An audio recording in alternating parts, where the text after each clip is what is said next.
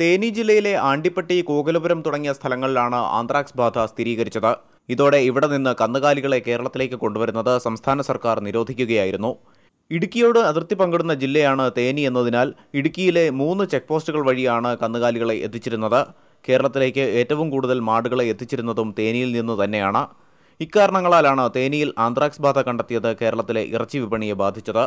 രോഗം സ്ഥിരീകരിച്ചതോടെ മൃഗസംരക്ഷണ വകുപ്പ് കേരള അതിർത്തിയിൽ പ്രതിരോധ പ്രവർത്തനങ്ങൾ ആരംഭിച്ചു.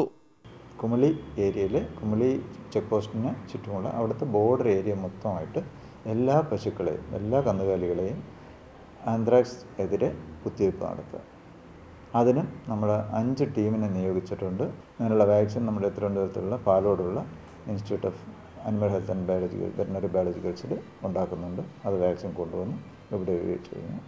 മറ്റ് 2 ചെക്ക് പോസ്റ്റിലും ഇന്ന് വാക്സിനേഷൻ തുടങ്ങിയിട്ടുണ്ട്. പ്രതിദിനം 1500ഓളം അറവുമാടുകളെയായിരുന്നു കുമളി, ബോഡിമെട്ട്, കമ്പമെട്ട് തുടങ്ങിയ ചെക്ക് പോസ്റ്റുകളിലൂടെ കേരളത്തിലെത്തിച്ചിരുന്നത്. രോഗം സ്ഥിരീകരിച്ചതോടെ കാലികളെ കൊണ്ടുവരുന്നത് ഏകദേശം നിലച്ചു.